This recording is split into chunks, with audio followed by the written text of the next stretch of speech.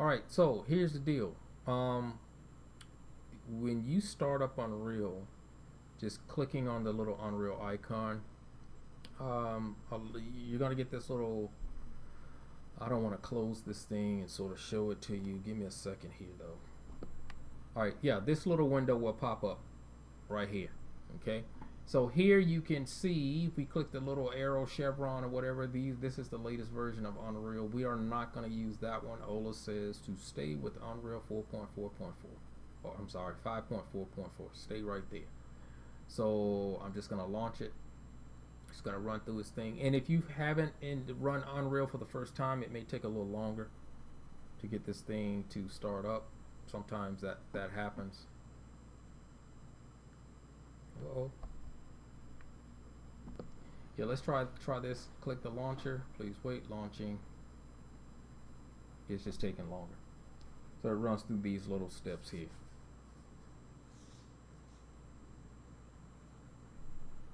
And it's going to give you this. Now, I already have projects inside of this thing, so excuse all of that stuff. So every time you save and create your projects, Unreal is going to put a copy of whatever that thing is that you're working on. What you want to do here is go over to games, and you have options. We have first person, third person. I want you to work in third person, okay?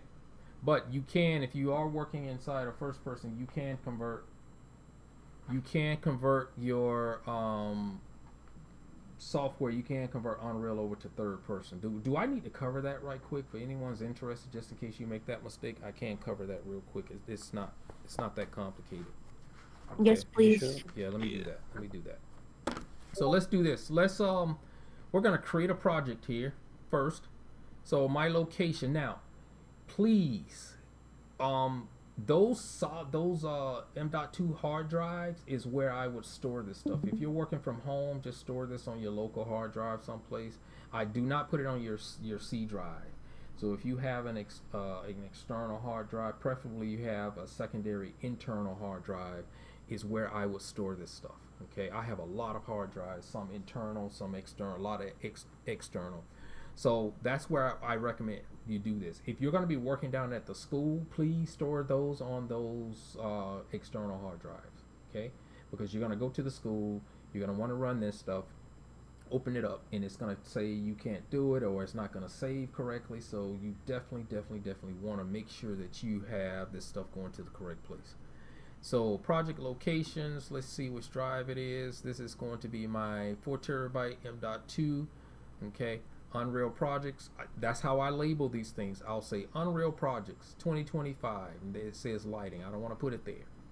So in this case, we're gonna say basics maybe. So lighting assets, yeah, I already have a basic. So let's do this for basics 2025. Okay, it's the folder that I want to put this in. Select that folder. So this is where it's going to start dropping my stuff. What is the project name? So the project name is Basics01. Okay. We're going to use Blueprint. You have options for C++ for you code heads out there. If you want to code in C++, you can do that. Blueprint. I don't use Blueprint, but for what I understand, it's more logic based. It's a node based NODE type system that it's like coding with nodes and all. Okay, platform desktop. Your quality presets, you can go scalable or maximum scalable. Pretty much gives you the option if you don't have a lot of great resources, meaning you don't have enough RAM, or your processor is not that good, or your GPU is not that good. Your playback may be a little crazy, and this is for ray tracing. This has a lot to do with lighting and rendering. You may want to make that scalable, but if your system is a good system, just leave it at maximum. You definitely want to make sure you keep the starter kit there. Okay, starter kit, you want to turn that on. So this is what we have here, and then I'm going to hit create. Now I can go create, or I can go first person. Okay, but let's just go ahead and hit create here. It's going to shut down. It's going to open itself back up. Now it may not give me this whole first person view. We won't know until we get in it. It may default. I want to say it's going to default to Third person, depending on how I have this set up, because I may have it set up to automatically default to third person. So we're gonna have to push this, and I'll go back and start a new one and see if we can get it to go to first person so you can see the conversion.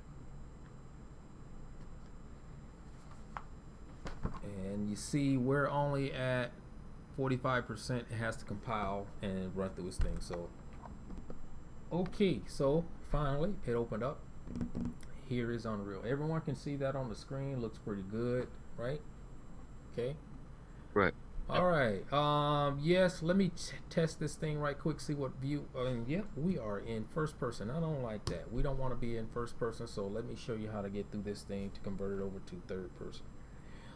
So I'm just going to use this environment, and later we're going to go back and change it up a little bit. Okay, so the very first thing you want to do is make sure that you see down here is the content browser, down on the bottom. If you don't see your content browser, you can click that little button right there to open up the content browser, and we also can dock the content browser if we need to dock the content browser. Okay.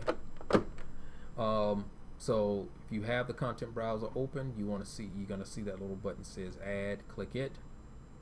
Go all the way up to the top, add feature or content pack, and then you want to click on third person and just add it to the content. And you see what it did? It's going to add this here. Now the problem is with this is even if I go back in here and I hit play or right click and say start from here or play from here, we're still in first person because Unreal does not recognize this, as you have to change it over in the preferences. So we're going to go back over the preferences in a little bit, but we go to edit, project settings, preferences, you have project settings too, maps, modes, and right there. So under your default mode, default game mode is set to game mode base, and we want to change that to BP third person game mode. And let me see, make sure there's no apply button here. And no, there's not. Close that. So let's see what happens now when I click it. See there? So we're ready to go. We have a character here. You can later change your characters over, so this is the third person. So you notice before we did all of that inside of the content, there was no third person folder there. So that's how you do that. That's all of that is there, right? So here's what I'm going to do. I'm going to go up here, file, and let's say a new level, and I want to go with I tell you what, let's not even go there. I'm reluctant to do what I'm about to do, because if I do what I'm about to do, it is going to pretty much close everything. So, and it has to rebuild it, but let's see what happens here. I'm going to go to new project. Okay, and let's make this new project, we'll call it Basics01 again. It's already said that, hey, you already have that name. Okay, let's go 02. That's the one thing that Unreal does well. It'll tell you when you have things named and how you have those things named. Okay, but I'm gonna go here and click on the third person because I want to get that access to that little level right there. Third person, and everything's the same. Create, and it's gonna shut down and go through its whole little thing again. Okay, so give me a second. All right, so that was pretty fast. We're good to go, and now we're ready to get into this thing. So let me go over and let's see. Let's go and take a look at this. So we have covered the project setup. Let's talk about navigation a little bit. And I tell you what, let me move this off of the screen. Okay. So right now, this is the layout for Unreal. Yours may look a little different. Does yours look like mine or no? Where you see the little OpenGL, the perspective view, we see the content browser, we have outliner right here, and a place actor. Is yours set up similar to this for those that are running it? Because it may not be the same. Yeah, it's similar. It's similar? Okay. Yeah. Cool. So let's talk about navigation. Now, there's a few different ways of navigating inside Unreal. Just need a mouse, a 3-button mouse and all. So if I want to say rotate around, I'm just holding down the left mouse button. I can push in also to do that type of thing. I can hold down the middle mouse button to rotate. You see it, we have this little rotation left mouse button, and then on a pivot we can rotate with the middle mouse button also, right? And let me see, what's the other one? I'm sorry, middle mouse button. I have a weird mouse. My mouse has 4 buttons on it. So the left mouse button will do this little weird rotation. It's not like a true rotation. And then we have the middle mouse button right there, which is panning. I'm going to show you an easy way of doing this in just a second. And then we have the right mouse button, which will make me, it rotates on a pivot. And the left mouse button, I can push in also. This is the one for some of you that may have taken Ola's class, or you have some previous training inside of Unreal, because I'm sure a few of you do. I never use those. I use the Alt key and the 3-button mouse like we do in Maya. If you put your thumb on the Alt button, I can rotate. If I hold down the middle mouse button, I can pan, and then I can zoom in and out. I'm holding down the Alt key to do that. So Alt left mouse button, Alt middle mouse button, Alt right mouse button. Now the one thing I will say this is the navigation is that's Maya's navigation, the 3D package, but the middle mouse button is doing the inverse. So I want to change that, and Unreal gives you that option. So I can come in here. Let me find it. Editor preferences. Let me see if we can get that open. And in here there is a viewport, and in here there is a section that says invert middle mouse pan under controls. Invert middle mouse pan. I like to turn that on. I'll also set this as my default. Okay, and close it. So now when I hold down the Alt key and the middle mouse, it's doing exactly what I want. Okay, with that turned off, it's going to give you the opposite. This one now feels like I'm directly working inside of Maya. Okay, so again, you have the option of just using the regular default way, which to be honest with you, I never liked this method. This method came from the old package 3ds Max, and you can pan with the middle mouse button. You don't have to hold Alt and then the right mouse button to like dolly. So the left mouse button gives you that zooming, rolling, I call it a rolling zoom, like you're on a rail or something. Okay, versus using the 3D version, holding down the Alt key, so I can rotate around wherever your center is for your camera. That's where it's going to put that type of thing. Alt key and the middle mouse button to pan, Alt key and the right mouse button to zoom in. So it's going to give me exactly what I want. I just wish it would rotate a little bit better. And there might be an option inside of the editor to make that adjustments. So invert orbit on the Y, I don't want that. I don't want that. So yeah, I have to find that, see if there's something in here that will make that a little bit easier. But for the time being, we don't need it. Okay, but this is where you can make a lot of changes to your Unreal. We can adjust the appearance. So if you have certain specifications that you need for colors, you can go in and set those up if you need to do that type of thing. So I don't know. So and I'm speaking to those who might have some sort of a color blindness or whatever. You might be able to make changes there. You can adjust your audio. We can go in and play around a lot of global things here. We have a VR mode, so when you're setting up your VR, you can enable that whole VR stuff there. There's just a lot that you can do in here. Normally when I'm playing and when I'm adjusting and making changes, I always start with the viewport. Okay, so there's nothing else right now that we need to pretty much make a change to in there. And you can go ahead and set as a default. You can also reset to default if you need to do that. Any questions? No?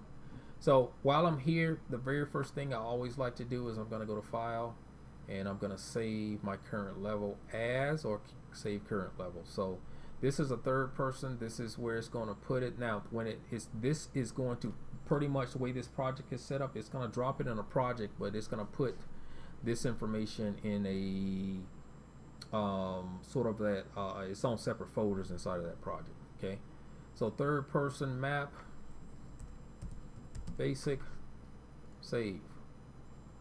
Okay, that's where it's putting it. So right in here. So when you open up Unreal, to get into that third person map, we have, let's talk about the content browser just a little bit. So down here's content browser, where you're going to pretty much control almost everything in here. You can bring in, when you bring in your assets, when you bring in textures, when you bring in audio, you're going to drop that stuff in here. Okay, and there are a few different ways of doing that. We'll cover the menus and what's going to happen and how to control things in just a little bit. But the content browser is really, really important. And of course, you saw me add things, so I can come in and I can add foliage. If I have access to trees and all, I can play around with different effects. My materials, you can do a lot of stuff just from in here. And I also can get access to it by putting my mouse over inside of the content window here and hitting the right mouse button. I can bring up the exact same type of feature there. Okay. So we have all kind of stuff. Now my mannequins, if I want to change the look of my mannequins, I have access to do that. So I see the meshes for the mannequins and all. The mannequins would be that right clicking here and play from here type situation. This is my mannequin. And let me show you that again. For those that don't know this, you have a few different ways, a few different options of sort of starting. We have a player start. This little thing drops in, that's called a player start. So I can put this thing almost anywhere over here. And when I go ahead and hit the play, it's going to start from wherever I put that. I'm going to hit escape to get out, versus if I want to start up here, wherever I put my mouse, I can right click and go down to play from here. Okay, so you have the ability to do that type of thing there. Okay, so back down here, everything that we need is going to be placed there. You always gonna start, if you have this thing turned on, if you had it activated, your starter content, you always, in my opinion, you want to have that starter content. And the reason why is because starter content pretty much has some basic things that you can play around with. And this is like this stuff here. Down here we have all kind of little shapes, so if I want to start building out my level, I can use only these shapes, and I probably will do a lot of that stuff there. We have textures in here we can play around with. We have materials that we can play around with. These are pre-made materials, and down the road I'm gonna show you how to make your own. Okay. HDRI, which stands for high dynamic range images. This can be used to pretty much light your environment. I can light my environment without using actual lights. That light right there, we're going to cover what some of this stuff is. We have certain lights in the scene, and that will pretty much act as that's a directional light, and it pretty much acts as the sun. So I can rotate that out and all, and do some nice stuff. There's also shortcuts for moving this thing around when you need to. But I can, instead of using an actual direct light, inside, when we're talking about lighting, we're talking about direct lighting and indirect lighting. This is a direct light. And when we get to that point of talking about lights, we're going to talk about other direct lights and a mix of indirect lighting. The indirect lighting would be using a photo to light our scene. This is how film, visual effects are done also. Okay? Of course, we have blueprint stuff in here. We have audio, architecture stuff. So we have some pre-built walls. And I'm going to show you in a few weeks how to build this stuff inside of Maya. So if you have a unique shape that you want to go with, I'm going to show you how to do that simple stuff and get it outside of Maya and bring it over here. Okay, any questions so far on the content browser?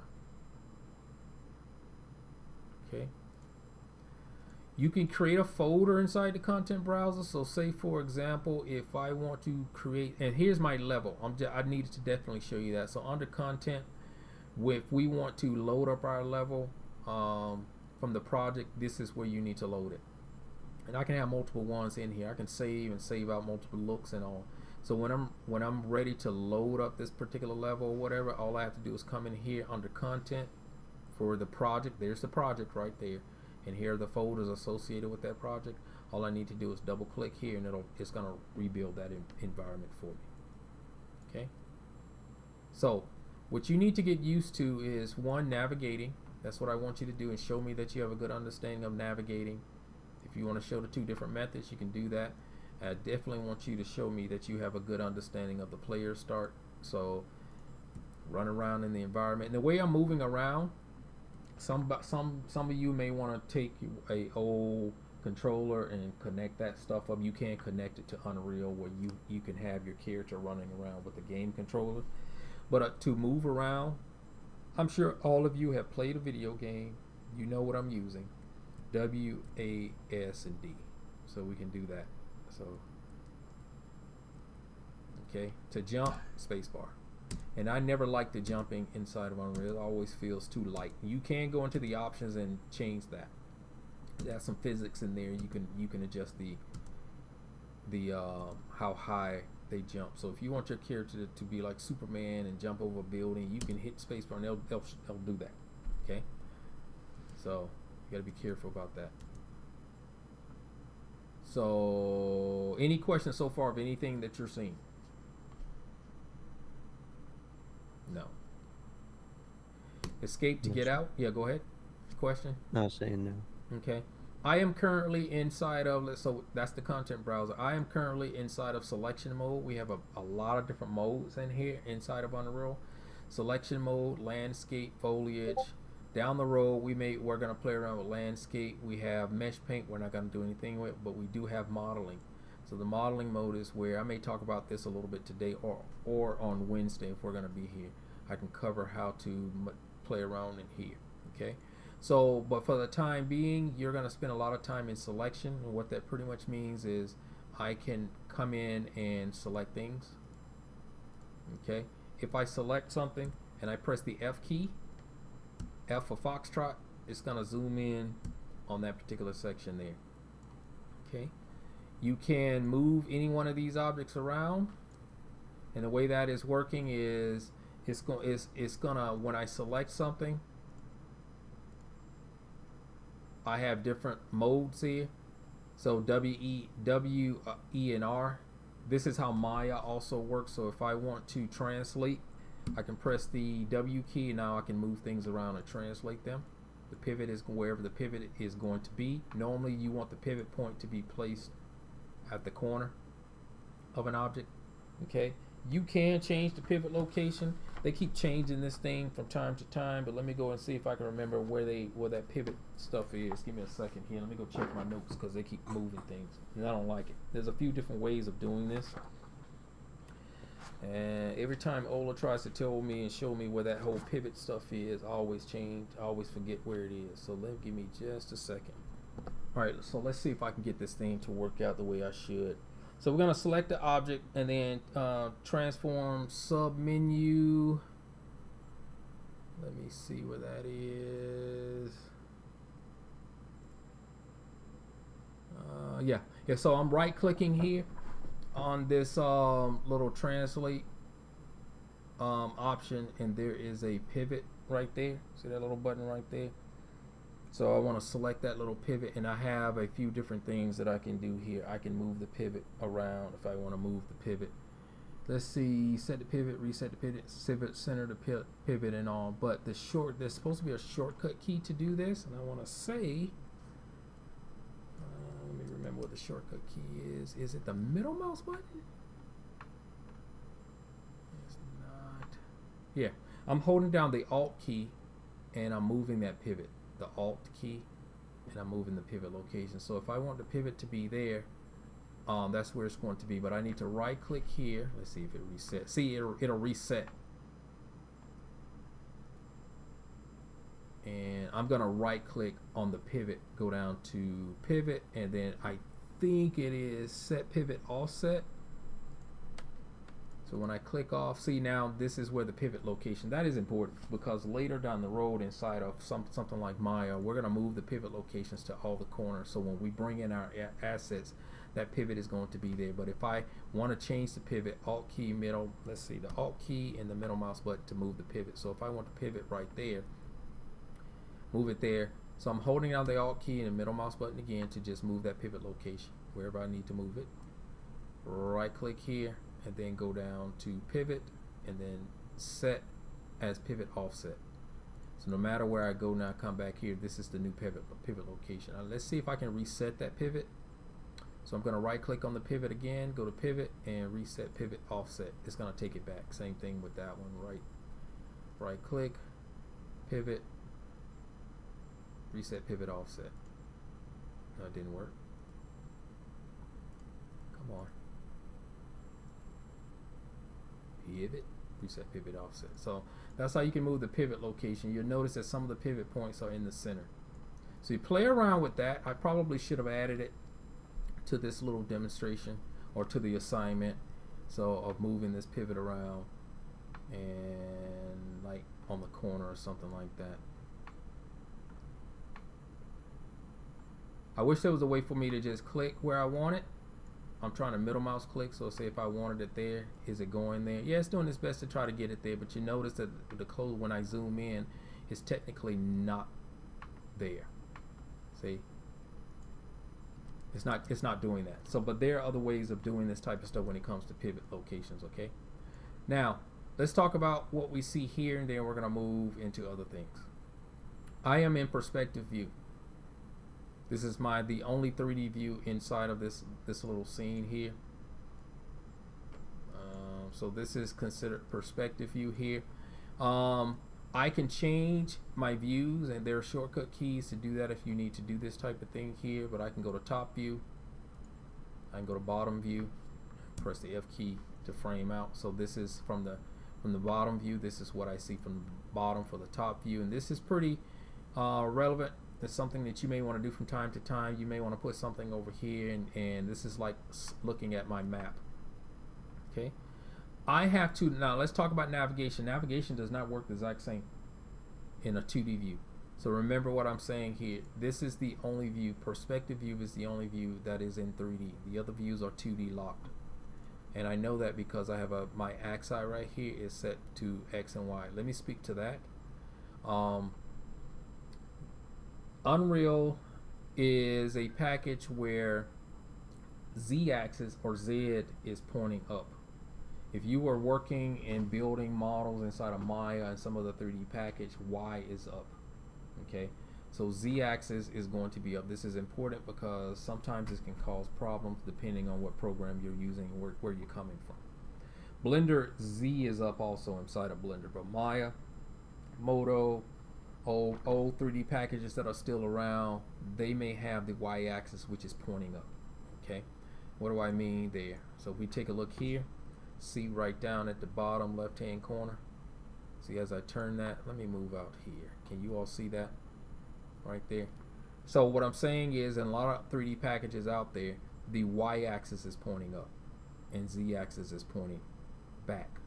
Okay, so keep that in mind. So the reason why that is because when Unreal was out there as a game engine, a lot of the 3D tools were based off of the 3D package that is still around called 3ds Max. 3ds Max is a gaming, it's used in a lot of games. Probably, I don't know about now, but back in the day it was 90-95% of games out there were built inside of 3ds Max. So a lot of games today are still using Max, but they're using Maya is heavy in that pipeline. And also Maya's is Y is up, 3ds Max Z is up. So this system is sort of based off of that 3ds Max. And the navigation here, the regular default navigation, 3ds Max is set up like this. I hated it. Okay, their navigation, but this is how their navigation was pretty much set up. Okay, so we have these different views that we can play around with here. So I'm in default view. We do have a cinematic view here. Okay. Which I never use, so I am gonna stay right here. This is where we can see our different light types. I'm in lit. We have a unlit option. We have a wireframe option. So again, if you know that you're gonna be playing here and you have issues with your the power of your PCs and or lack thereof, we can make some changes here to our lighting. So I have a detailed lighting. This would be great if I want to showcase off certain assets and stuff like that. So lights only. So I have a lot of different things that I can do here. So I'm going to take it back to lit.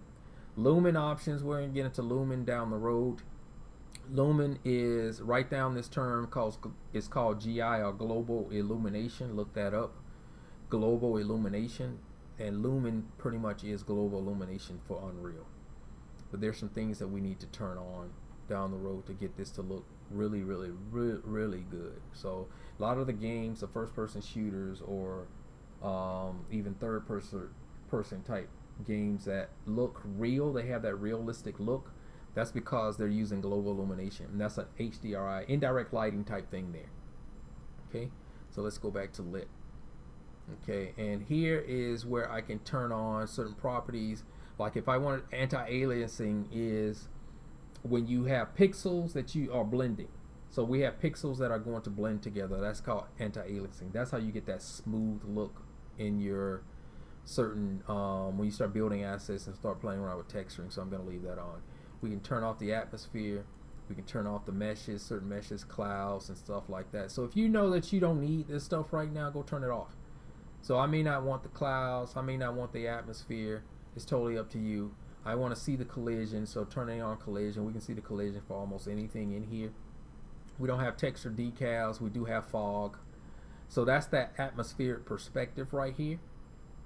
Through fog, I can turn the grid on and off if I have it. I don't have a landscape, media planes and stuff. Particles, we're not using any of that. Static meshes, everything in here right now is a static mesh. We don't have any type of skeletal meshes in here, so whatever you're not using, you can pretty much turn off. You don't have any glass or transparencies, you can turn that stuff off right there.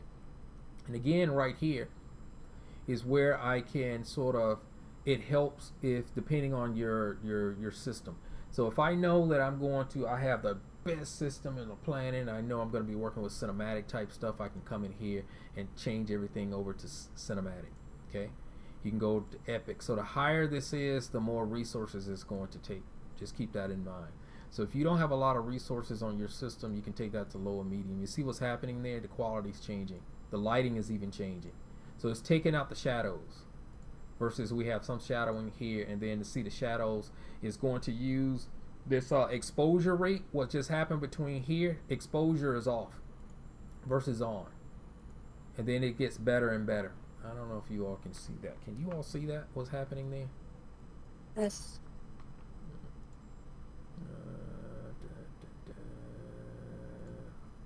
Okay, show. It just went away. Let me go and find it over here. What just happened there? Let's go light. So yeah, it's missing now. See, it just went away when I clicked off of it. But I can go into the, let me find it. Where are you? Scalable. Quality. Give me a second. Yeah, right there under. So what I'm doing here is I went to settings, went to engine scalability settings, and now I can come in and make changes here. And you see it came back right there. That's strange that they didn't leave that there. Okay. We can also monitor. Yeah, go ahead. Question, sorry. Does Unreal automatically save, or we will have to save every time? You're gonna in have to order for save that? a lot. You're gonna have to save a freaking lot. Okay. And the So, way yeah, go ahead. so would that issue be fixed if we saved in between? Like, What do you mean? What issue? where Oh, you no, with the trying? scalability stuff? Mm-hmm. Not necessarily. Okay. Thank you. Yeah, because when you save and open, it may default to a particular look here. I don't see a save performance, so we can play around with certain things here if we need to. But I think it may save however you set this thing up. It may actually save that out. And to speak to saving again, here's my recommendation. Once you save one time, what I would do is, unless you're going to save in iterations, if you're going to save in iterations, go in here and say save level as. I want to say there may be an option inside of Unreal where you can tell it to automatically save every so often. Like most 3D packages have that. So if you wanted to save every, and don't do this. This is something I would not do as a gamer, as a level designer or working in games. Do not let Unreal automatically save for you. It's going to over time overwrite something major, and you're gonna hate yourself for it. So if there is an option in here, and don't know if there is. Let's see project settings. I don't think there may be something in here. We can try to search for save. Minimum block data.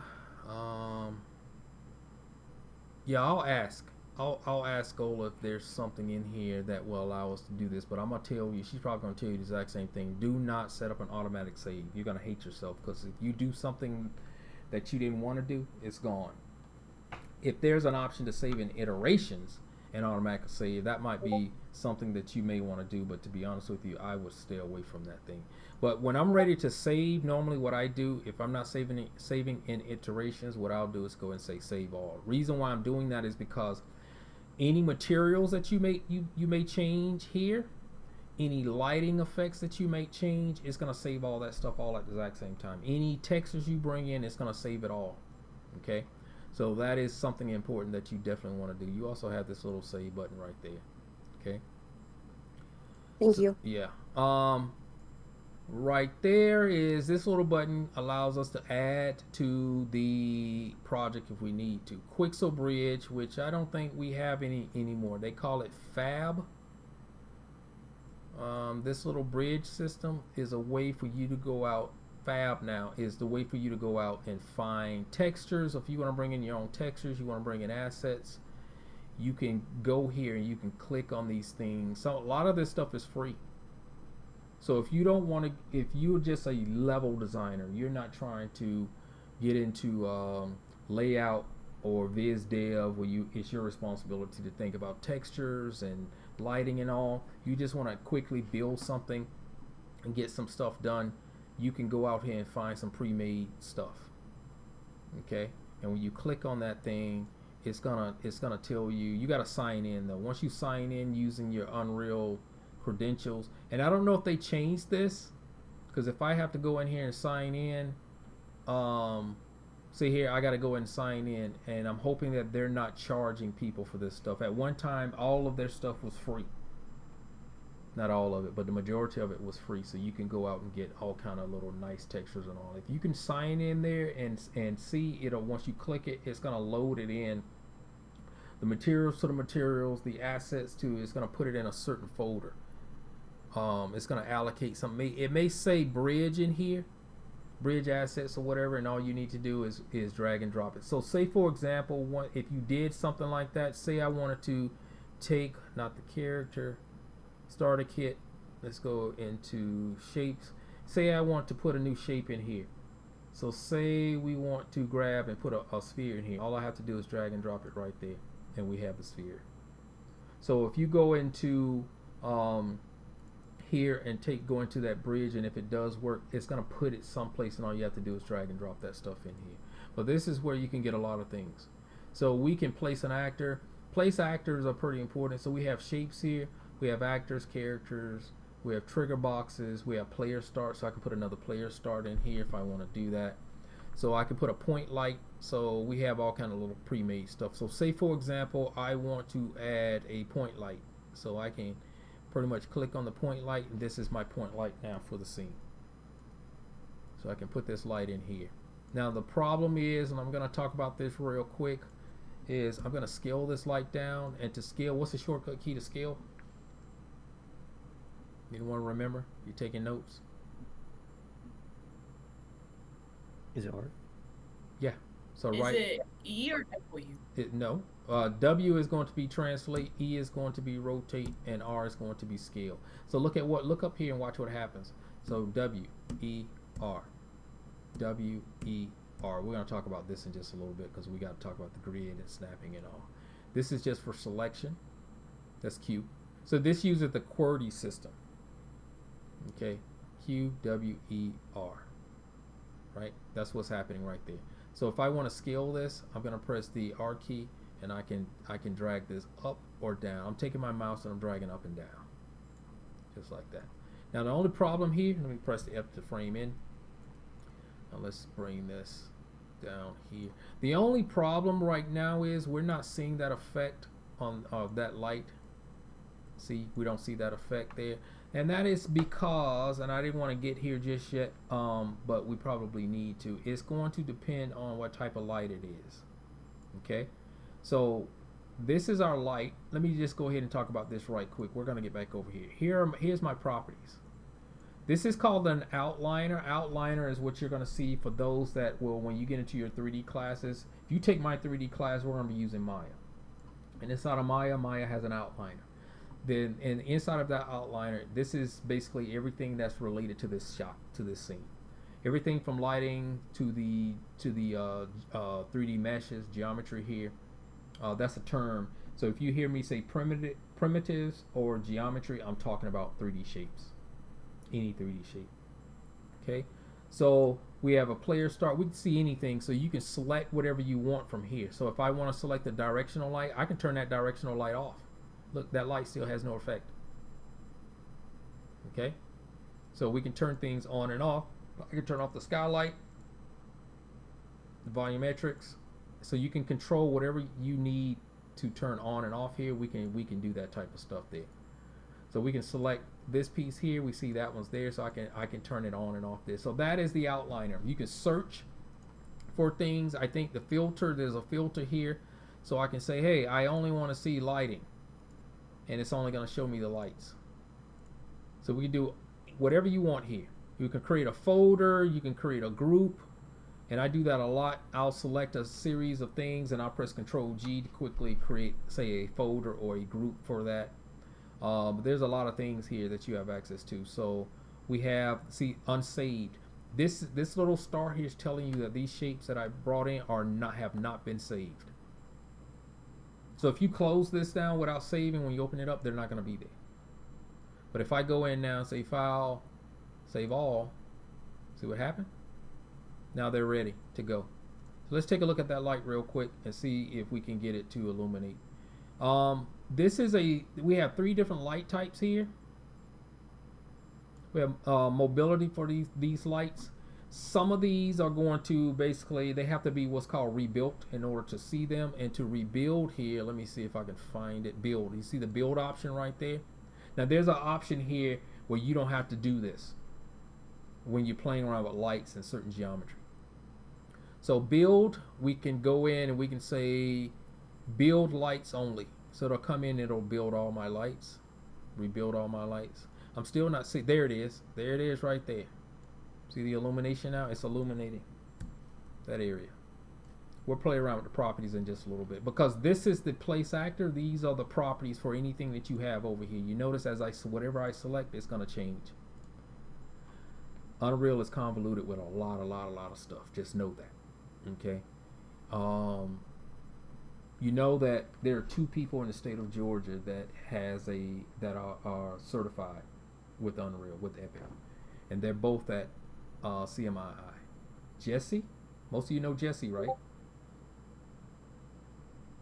Hello. Yep. And Ola has a certification. Okay, so she's an authorized Jesse and Ola are authorized users of Unreal. Okay, so any questions, major questions you might have, if something you can't solve, those are going to be the 2 people that you definitely want to go to get. So Georgia Tech, all these other schools out there, they don't have these people, okay, that are using Unreal who are certified. So here I can now come in, move this around. I can expand it out, increase the radius or the threshold there. I can come down here and look at certain things. Like I can look at the location. Now, there's relative and there's world. That's called local space and world space. We're going to talk about that in just a little bit. We have the different rotations between world space and local space and the scale between world space and local space. If I need to reset this thing wherever I default when I drug it in here, I can change that by clicking that little button right there, and it's going to reset that. It's going to put it someplace. It put it set at 0, 0, 0, so it's right there, and I may not want it there. So you can have multiple lights in here. Used to be real easy to create these things, and I'm holding down the Alt key, and I can clone. So the reason why I'm going to hit delete. So say you have a light. We're going to put it over here. Put it over here in this corner here. Press the F key to frame up. Okay, now the intensity for that light, we know we want it here. I have static, stationary, and movable. Now later we're going to go into detail down the road on this type of thing, but if you don't want to have to constantly come in here and rebuild your lights every time you make a major change, you can put it on movable.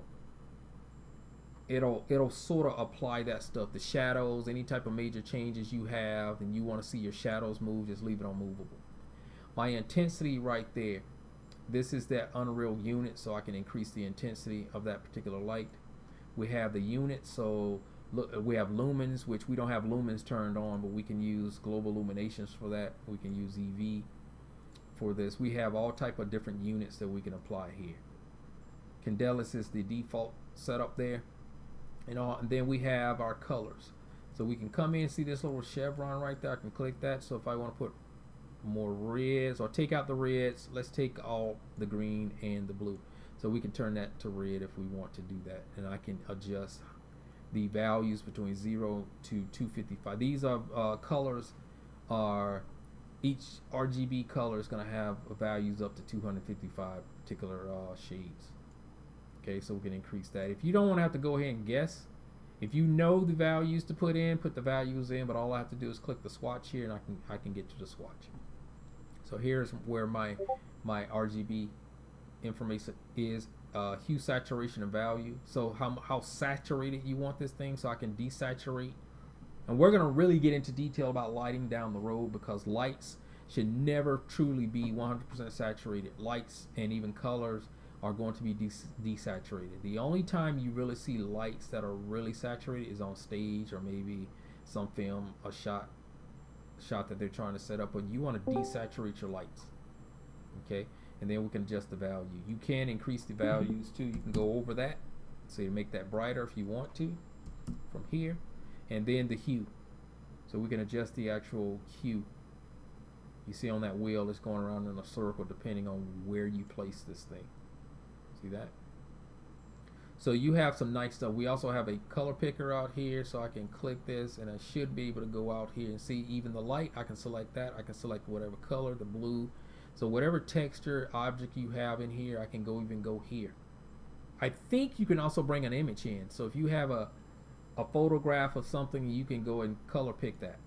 Okay, used to be this, and they don't do that anymore, and I wish there was. Now look, I will give those who can find this, because no one can find it. For example, let me show you what I mean. I am going to go into texture, and I'm going to I don't want you to do this just yet, but I want to, I'm going to grab a texture here, and I'm looking for something that has a lot of color in it. Different colors. There's not much. These are bare. These are more, we're going to talk about normal maps and versus scalar textures down the road. Let's take this one, and I'm going to drag and drop it right there. I tell you, yeah, see, there it is. And it looks terrible. I don't care about how bad it looks. Used to be, you could, when you wanted to create a light, you could put your cursor over the color. If I hold down the L key and click, oh, let's see, did it do it? Did it do it? Did it do it? Did it do it? Nope, didn't do it. You see, I held down the L key. Used to be you could put your cursor there, hold down a particular button. I don't know if it's middle click, right click. Nope, it's not going to do that. And it will sample that color and automatically assign that color to the light.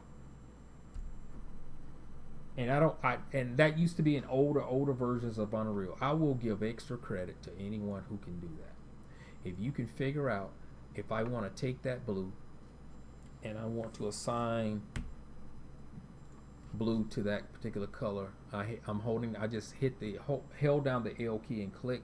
It should sample that. And when I click here, nope, it didn't change the color. I'll give extra credit, 20 extra points, 30 extra points for anyone that can find that. Post a link. Right. Oh, wait, say that again. You said 20 extra points to do what now? See, I have a texture here, right? What color? You see the colors? Y'all see the colors? Uh-huh. If I want to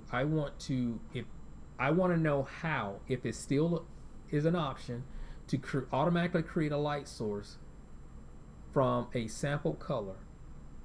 There should be a shortcut to do that. And I'm trying to remember what the shortcut is. Used to be you just held down one key, put your cursor there. I don't know if it's C. Let me hold down the C key.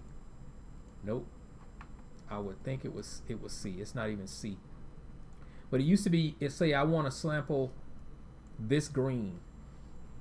I should be able to hold down a key, click, like I just held down the L key and I'm clicking, and it'll automatically create the light and it'll assign the sample color there. Is it like I for ink? Well, Like let's ink see. dropper? Let me see. Nope, because I is turning that off. Well, I tried.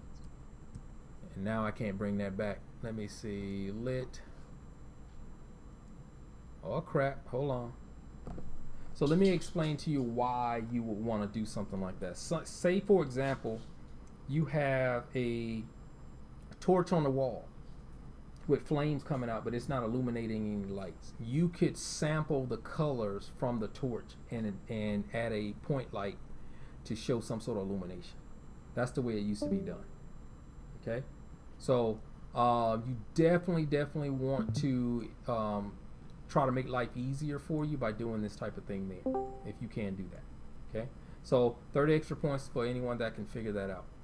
Okay, so thanks for saying that. I turns off the lights and Shift I brings them back. Cool. There you go. All right, so we can make our lot changes here. We can play around with the temperature. So lights are measured in temperature. I'm gonna save that. We'll talk about that on another day. Okay, let's get back to this.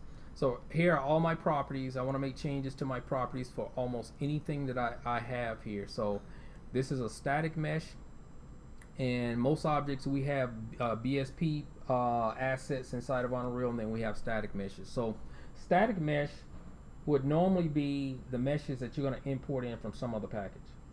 Okay, here are the materials that we have. So this little material here, if I double click on it, this is the material. This is going to be an instance. Okay, meaning it's attached to some other material. Okay, Unreal has a material editor. I'm going to show you how to play around with that, and that's coming in a few weeks. Or we may start a little bit on, because I know some of you are going to start building soon, like this little ball here, and you're going to want to know how to change your material. So since I have this material here, let me just show you real quick. Go into the content. What I do is this: I always create a new folder.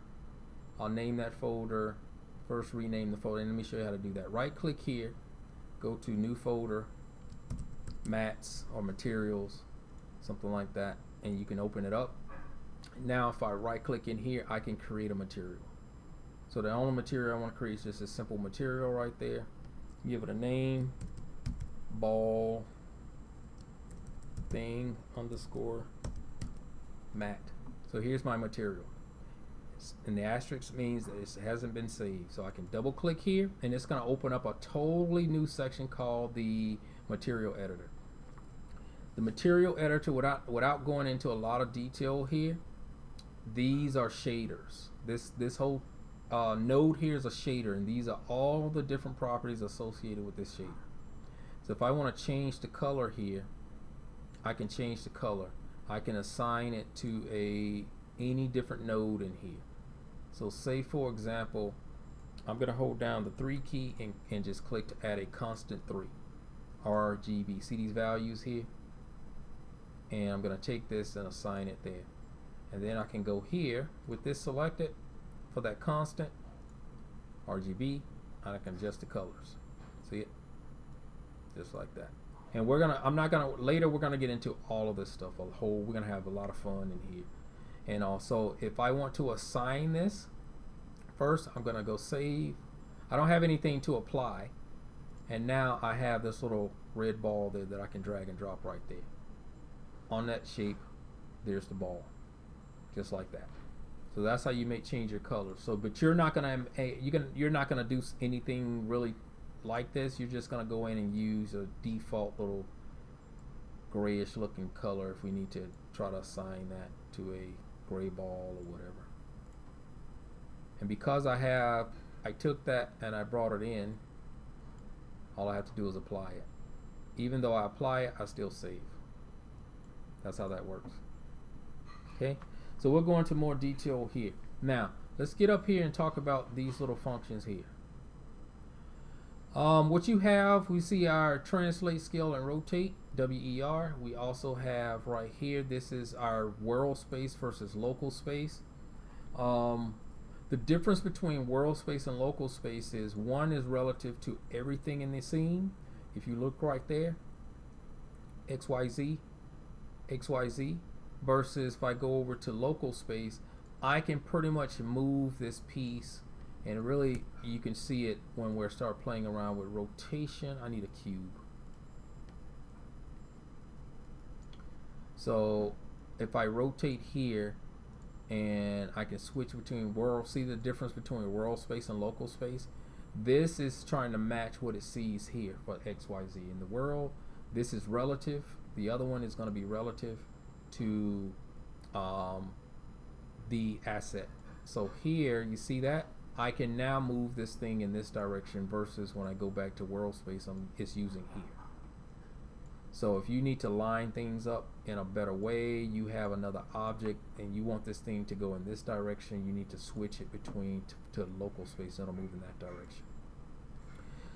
Scaling, you could do the exact same thing. We may want to scale that in that direction and like this, versus going, and see this one here, you notice that it's not switching because there's really not a scale. This is like object space now. It's really not a scale for world space conversion to local like that. Okay, make sense? And when we get into 3D, I'll talk about it a little bit more. Okay, control how objects snap. So we can snap this. This thing has a way of snapping, surface snapping. So I technically should be able to take this sphere here, and let me move in a little bit. Let's bring this down. I'm gonna put my cursor in the middle here. So you see that it's trying to snap. Come on up. Bring it over here. It'll try to snap itself using this function here. It'll try to snap itself to the object like that by using that one there. I'm going to turn it off. Now, this is a really important one here. This is the grid. So I don't think we can see our grid here. Where's the grid? Grid on. This is going to enable the grid. I can turn the grid and I can snap using certain increments. What that is saying is right now is default set to like 10. You can modify. We can add more of these if we need to, but I can adjust the grid snapping.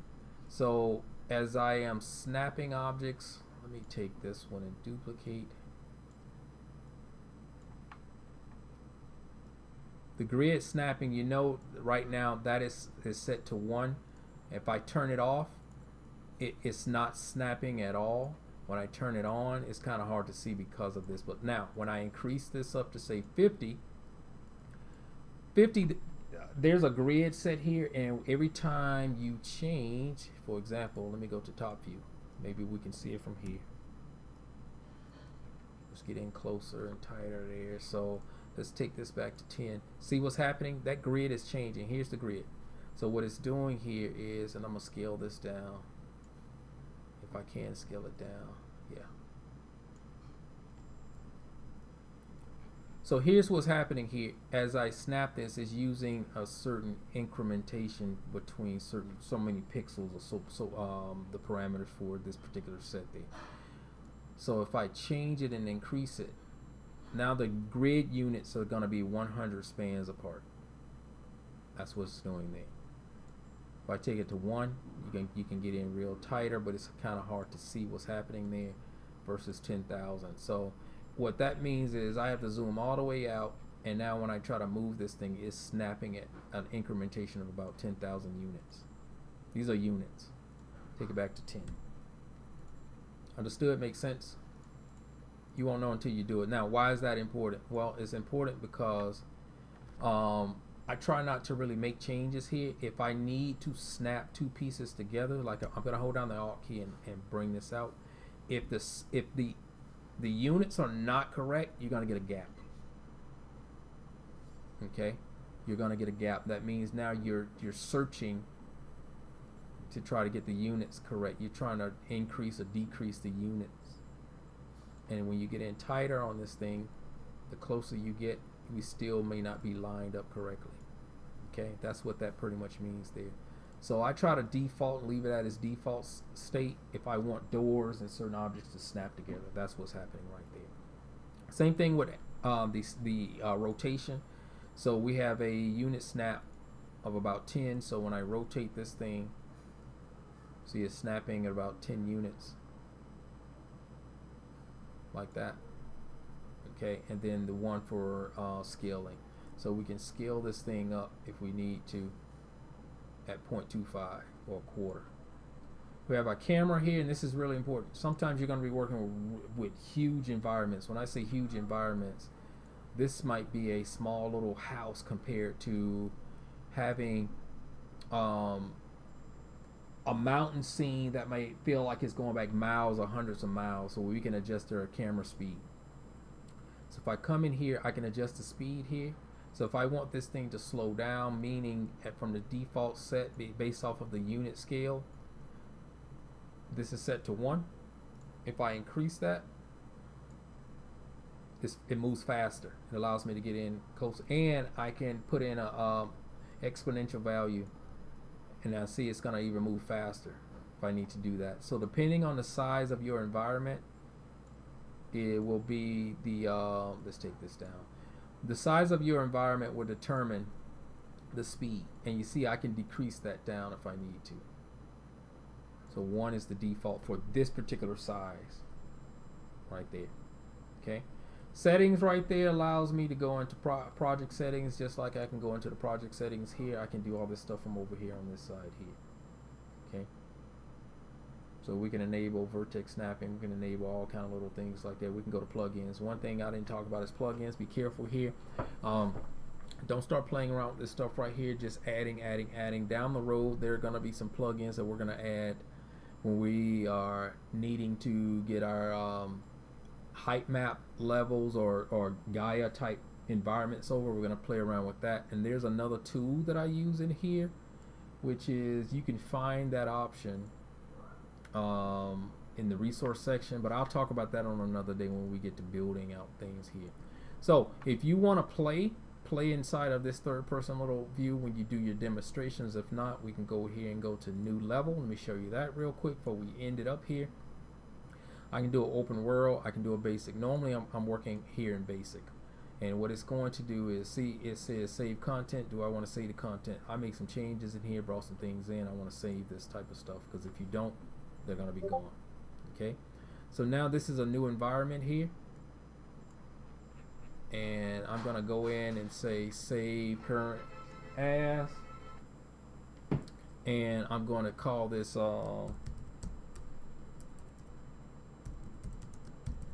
plain level. And look, Unreal does not like spaces. It's going to tell you that, so you want to go in and put an underscore if you need to do that type of thing. But look at where it's putting it. So I'm going to save that there. Now, why is this important?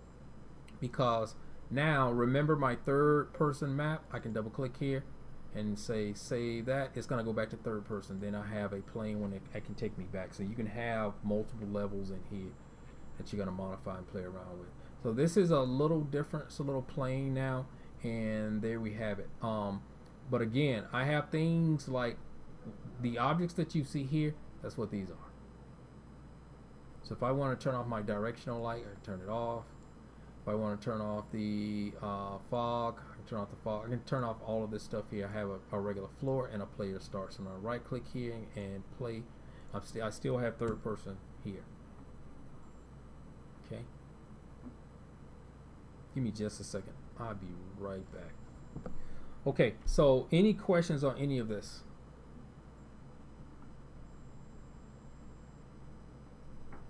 No one has any questions. I expect questions. I expect questions on Ask some questions. They don't ask questions. You better ask some questions. Yeah, go ahead. For the demonstration, are we supposed to recreate our own, like the world that we've been graphing out? Not yet. And play in That's it? not what this is. First, Okay, so just use the basics. I got to get you used to the navigation, the basics, and playing around in the package a little bit. That's what I need to do here.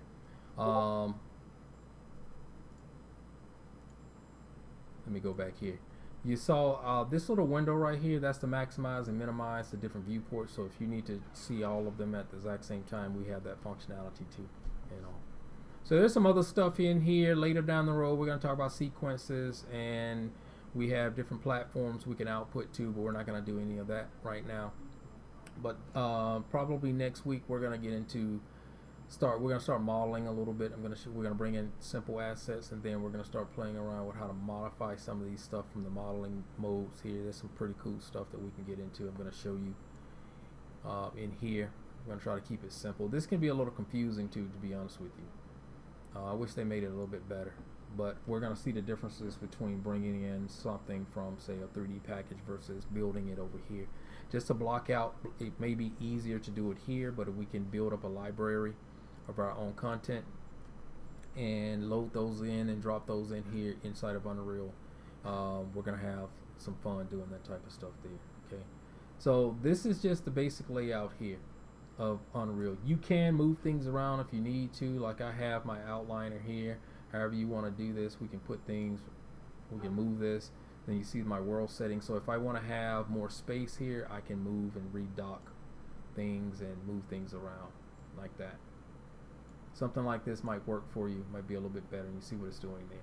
What I normally like to do is I want to see things, so I'll undock and I'll move these items out and into a different section. So say right there.